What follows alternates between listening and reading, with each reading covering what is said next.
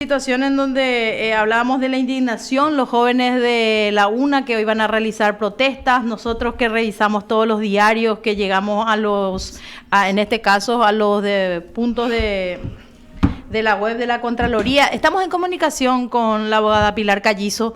Doctora, ¿qué tal? ¿Cómo está?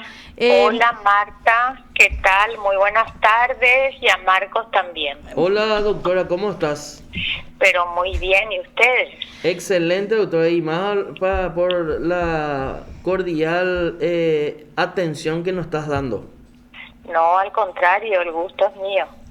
Qué bueno doctora. Doctora, ¿sabe que estábamos buscándola por varios temas en realidad y ahora se van sumando temas, porque a usted la relacionamos y la vinculamos mucho con todo el trabajo que realizó a través de Transparencia Internacional, que no dejó de ser una lucha muy importante en su momento, a través de la cual nosotros teníamos un parámetro acerca de qué percepción tenían de nosotros en el exterior. Y bueno, ahora surge todo esto. Tal vez haya sido la raíz. Viste que muchas luchas desembarcaron y desembocaron en esta declaración jurada pública que tenemos ahora, ¿verdad? Sí, señor. Así es, de hace muchísimo tiempo. ¿Te imaginas que Transparencia Paraguay empezó con todo este tema de instalar el tema del combate contra la corrupción y la importancia de ejercer el derecho de acceso a información? Prácticamente a finales de 1997, ¿te imaginas cuánto tiempo transcurrió? Efectivamente, y ustedes no tenían acceso a nada, pero no, nada. Absolutamente a nada. Yo recuerdo un programa de televisión en Radio Ñandutí, en donde participé con el ingeniero Recalde, que él en ese momento estaba de presidente de Petropar, y yo estaba como presidenta de Transparencia solicitando acceso a información sobre información que tenía que ver con la estructura de precio de todo lo que se refería a los productos que ellos vendían, ¿verdad? Ajá. Y vos sabés que fue muy fuerte esa entrevista, porque no solamente las instituciones no entendían, porque yo creo que ni la propia ciudadanía comprendía que ese era un derecho que tenían constitucional y que ellos podían ejercer ese derecho, a tal punto que el ingeniero Recalde me dijo: ¿quién es usted para pedirme a mí información pública, verdad? Entonces yo le contesté y le dije: yo soy una ciudadana que me asiste el derecho constitucional de solicitarle a usted como funcionario público el que usted me tenga que dar esa información. Nada más y fue muy fuerte. Nada más y nada menos una ciudadana, ¿verdad? O sea. Claro, y ese es el ejercicio de ciudadanía que ahora ya bastante está desarrollado, y yo creo que los ciudadanos ya están comprometidos con ese ejercicio del derecho ciudadano, aunque todavía nos falta, pero se ha avanzado mucho ya. Imagínese esa pregunta: ¿y quién es usted? Realmente es una pregunta que seguro que habrá tocado la fibra más íntima de tu ser, doctora. Y ahora cuando repetí, a mí me da escalofrío en realidad, ¿verdad? Porque ¿quién es él para negarle a un ciudadano información? En realidad es la pregunta, ¿verdad? Claro, en este caso el ingeniero del Coste, que yo muchas veces ahora ya me he encontrado con el ingeniero y eventualmente recordamos esa anécdota, ¿verdad? Porque también creo que como sociedad todos fuimos aprendiendo el avance de este proceso, que significa entrar a procesos de transparencia y entrar a procesos que realmente nos permitan como ciudadanos poder tener rendición de cuentas, poder controlar, y estas declaraciones juradas que lo que hacen justamente es evidenciar el conjunto de denuncias que durante tanto tiempo vinimos haciendo la ciudadanía. Ahora, señora Pilar, ¿qué reflexión le merece esto que pasa?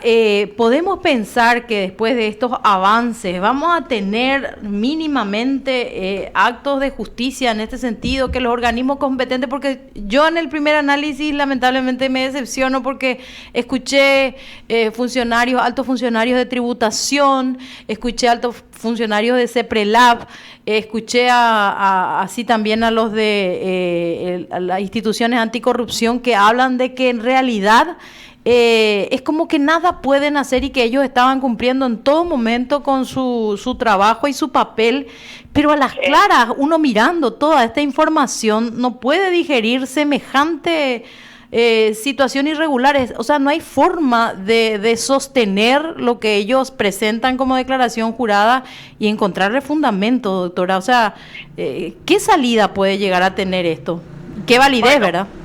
Bueno, como todas las cosas en el proceso requieren de maduración. Este es un paso muy importante que se va a sostener en la medida que la ciudadanía esté vigilante, pero aparte de eso, que el sistema, no el Poder Judicial solamente, que el sistema judicial funcione. Si el sistema judicial no funciona, no se pone los pantalones largos y sigue admitiendo impunidad, en realidad esta declaración va a quedar en eso, en la exposición, en la confirmación de lo que todos sospechábamos, pero no teníamos las cuantías, pero va a quedar otra vez en eso, ¿verdad? Sí. Nos va a llevar a que realmente se apliquen sanciones correspondientes a raíz de investigaciones serias de cómo ese presupuesto pudo haber subido en tantos años de ejercicio del ámbito público, pudo haber subido en esa dimensión. Es decir, eso requiere de una investigación. Está también la Secretaría de la Comisión Anticorrupción, sí, que también tiene limitadas funciones. Hasta ahora no hemos escuchado mucha participación, pero es también a raíz de las limitaciones que tiene. Por eso digo, este es un principio en cuanto a lo que se refiere a declaración, pero ahora hay que apuntalar este primer paso con un conjunto de acciones que permitan seguir avanzando, pero también en las declaraciones, pero también en las sanciones que correspondan, porque órganos para eso existen. O sea, no es que el Estado paraguayo no tiene los órganos de control. El Estado paraguayo tiene órganos de control. Lo que tienen que hacer esos órganos de control es controlar y llevar realmente al proceso dentro del sistema judicial, y ellos tienen que hacer también su función. De lo contrario, siempre va a haber una patarrenga en algún lugar para favorecer la impunidad de todos estos actos. Categórico. Lo que creo que Marta estaba diciendo es lo siguiente, ¿verdad? La subsecretaría dice, no, pero nosotros no podemos revisar de oficio, después la Contraloría, no, nosotros no podemos más avanzar. Pero hay una cuestión, si hay una noticia criminis o una noticia probablemente de la realización de algún tipo penal, la Fiscalía debería de oficio actuar en ciertas declaraciones juradas. Por eso digo, el Estado paraguayo tiene instituciones de control y el Ministerio Público tiene que actuar. O sea, el Ministerio Público, así como actúa cuando se denuncia a un funcionario, a un empleado del sector privado, que se lo sospecha de actos indebidos o abuso de confianza, también tiene que hacerlo cuando se presenta esto de parte de funcionarios que ejercieron la función pública. Además, hay un tema muy importante que sí yo creo que debemos como sociedad y el legislativo tiene que tomar. Los actos de corrupción que provengan del ejercicio de la función pública deben ser imprescriptibles. Eso se ha aplicado ya y se está aplicando en Argentina, se está aplicando en muchísimos países, porque resulta que con la prescripción, que es una figura jurídica, que con el correr del tiempo, si no se ejercen los derechos, entonces queda prescripta ese acto, queda prescripto el acto y ya no se puede demandar. En este caso tienen que quedar, como por ejemplo, cuestiones que tienen que ver con derechos humanos que son imprescriptibles. Ajá. Sí. Perfecto, doctor. Doctora, una consulta más ya de mi parte. Hace poco, de hecho, nos enterábamos de esta información lamentable, la pérdida de su padre, una persona muy valiosa dentro de toda la estructura de la sociedad, desde acá, incluso desde mi persona, he hecho nuestras condolencias en este sentido. Y Gracias, Marta. Queríamos saber, ¿usted particularmente está en algún proyecto o básicamente nos vamos a quedar con la profesional, la abogada laboralista que se va a dedicar a su actividad de manera personal e individual? ¿Tiene algún proyecto gremial? Bueno, realmente la abogada laboralista que vos estás mencionando es apasionada por el trabajo que está haciendo, porque a mí me gusta muchísimo trabajar en todo aquello que sea la búsqueda de la justicia, como también aquellas cuestiones que tienen un impacto en lo social. Por eso desarrollé mi profesión, entre otras cosas, fundamentalmente en el área laboral. Ajá. Pero unos días antes del fallecimiento de mi padre, que todavía, o sea que tenemos en realidad, por un lado, una profunda tristeza de no tenerlo con nosotros físicamente, pero por otro lado sentimos un enorme orgullo como familia, como hijos de él, como de sus nietos también, por el legado que él dejó, ¿verdad? Entonces, unos días antes de su fallecimiento se acercó un grupo de abogadas y abogados a proponerme asumir un proyecto para el Consejo de la Magistratura. Ah, qué bueno, doctora. Y después falleció mi papá y ahora volvieron hace una semana aproximadamente a insistir y bueno, me he decidido aceptar este camino, porque lo que me decidió realmente como última cuestión fue ya esta situación que se produjo en Cámara de Diputados con el diputado Rivas, que integró el jurado de enjuiciamiento. Sí.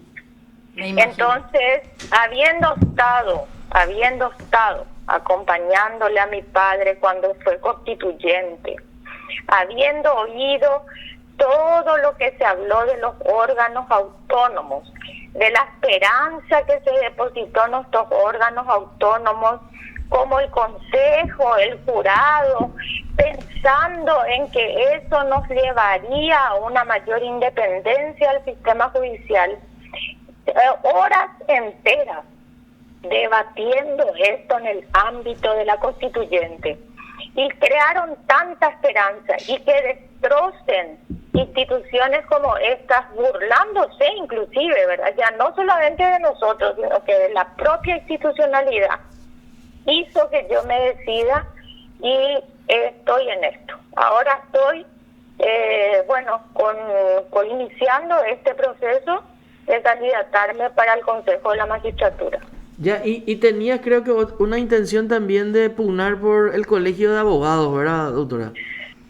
Y bueno, mira, eso del colegio es un antecedente que también tuvo que ver, porque cuando a mí me ofrecieron lo del colegio en abril del año pasado, sí, porque en abril venció el mandato, ¿verdad? Sí, del directorio actual, pero me ofrecieron, me pareció muy buena la idea, porque iba a trabajar con mis pares, ¿verdad? Sí.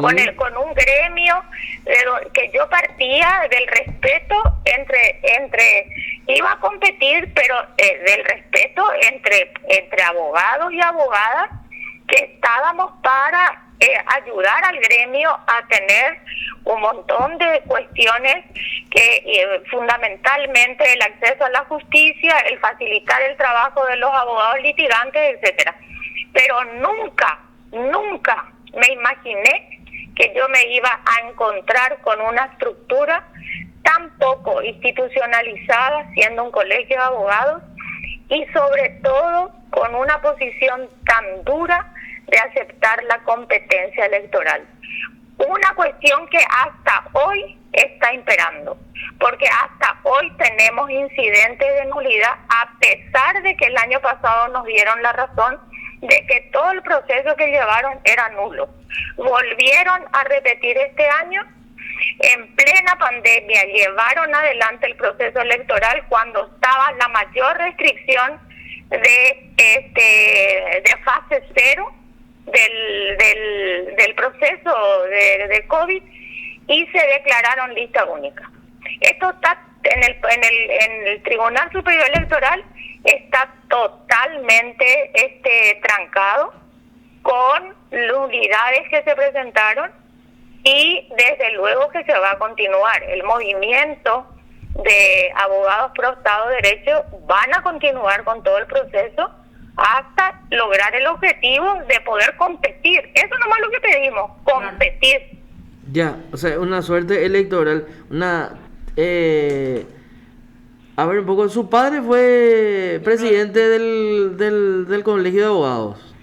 Él fue presidente del Colegio de Abogados en el momento más difícil de la representación, porque fue en plena época del estronismo, y lograron conjuntamente con inclusive abogados colorados que estaban integrándose al Consejo, consiguieron no mezclar la política partidaria con el gremio, ¿sí? Y lograron que no hubiera ningún tipo de injerencia de las medidas que en ese momento imperaban. O sea que inclusive ahora estamos peor, ¿verdad? Uh-huh. Entonces, esa situación realmente del Colegio de Abogados es absolutamente lamentable, porque somos pares, es un gremio de abogados que en realidad lo que nosotros tendríamos que hacer es facilitar un proceso electoral como para trabajar en beneficio del gremio y fundamentalmente de los abogados y abogadas litigantes, ¿verdad? Así mismo, doctora, ¿y cuándo vamos a tener el honor de tenerla acá por el estudio de PDS, que es un medio que nació con el lema de un medio que busca justicia en la justicia? Y tocamos temas casi en un 80% de los programas, en los programas periodísticos se toca temas judiciales, porque creo, como dice nuestro escudo, paz y justicia. Un pueblo sin justicia nunca vamos a tener paz, doctora. Pero yo estoy a disposición, no solamente ahora, sino que cuando ustedes quieran, ya sea por teléfono, o ya sea de manera virtual, o ya sea de manera presencial. Ahora nomás estamos con este problema de la pandemia, que hace que tengamos bastante limitada nuestra posibilidad de estar movilizándonos de un lado para otro, pero yo no tengo problema. O sea, si se guardan todos los requisitos, y yo sé que ustedes lo hacen, de indicaciones del protocolo del Ministerio de Salud, pero sin ningún tipo de problema. O sea, excelente. Pero como te digo, no solamente en este momento electoral, sino que ustedes cuenten conmigo, porque hay muchos temas muy importantes dentro de nuestro sistema judicial que debe ser debatido, sí, para que la ciudadanía escuche, para que la ciudadanía tome conocimiento, porque como yo siempre digo, en realidad el Consejo de la Magistratura, como es una elección de los abogados para elegir la persona, hombre o mujer, que va a representarlos ante el Consejo, en realidad una enorme responsabilidad para los abogados, para el gremio de abogados, porque vos te imaginás que es la representación de la sociedad civil, porque todos los otros estamentos son estamentos públicos. O sea, salvo la universidad, el representante de universidades privadas, ¿verdad? Pero el resto todos son estamentos públicos. Entonces, la enorme responsabilidad que tenemos los abogados de elegir realmente al que va a representar en esa institución el interés de la ciudadanía. Eso es de vital importancia esto. Así mismo, doctora, y bueno, te agradecemos mucho la comunicación y vamos a seguir estando en contacto para ver cómo hacemos próximamente para seguir hablando, charlando de esto que nos apasiona, que es el derecho, la justicia y de su candidatura, ¿verdad? Cuando ustedes quieran, me llaman y yo estoy disponible sin problema. Ok, gracias, doctora. Gusto. Muchas gracias, doctora. Gracias a ustedes. Adiós, Adiós. Marco. Hasta luego. Chao, chao. Y así estábamos en comunicación con la doctora Pilar Gallizo, que nos habló un poquito de... Habló muchito en realidad. Un poquito de muchas cosas. Sí, en realidad. Varios temas. Era mucho tiempo, pero y Pilar Gallizo, por ejemplo, con relación a las declaraciones juradas, dice: el Ministerio Público tiene que actuar así como en cualquier otra noticia de la Comisión de Hechos Punibles. Dejó clarito eso. Sí, señor. Sí. Y es también mi posición: si tiene una noticia criminal, el Ministerio Público tiene que actuar, ¿verdad? No es que puede ser, bueno, no, primero tiene que pasar, no tiene que pasar ya por ningún otro lugar. Con respecto a su candidatura, dice que y tiene que apurarse la doctora porque creo que en agosto es la elección, creo que. Pero ella ya está en el marco de, yo creo, en la agosto, Cámara. en ¿Te dijo cómo era el movimiento? ¿Se llama? Sí, es no me acuerdo el Abogados por... Ay, carancho, que anoté por acá. Se llama Abogados Pro Estado de Derecho. Ese se llama su frente. Qué lindo nombre. Pero yo creo que ya está en plena campaña, ya y incluso... Él ya en realidad estaba en plena campaña por el consejo. por el colegio de abogados primero. Al colegio. Sí, primero. Eso se desactiva con el proceso electoral. Justamente eso es lo que dijo, ¿verdad? El movimiento va a seguir pugnando por el colegio de abogados. Ella probablemente va a dar un paso al costado, o no sé, va a dejar a ver un poco la candidatura a presidente y ahora se va a volcar de lleno a buscar un lugar dentro del Consejo de la Magistratura en representación de los abogados, con un nombre bastante importante, ¿verdad? Abogados que buscan el derecho, ¿cómo era? Abogados pro Estado de Derecho.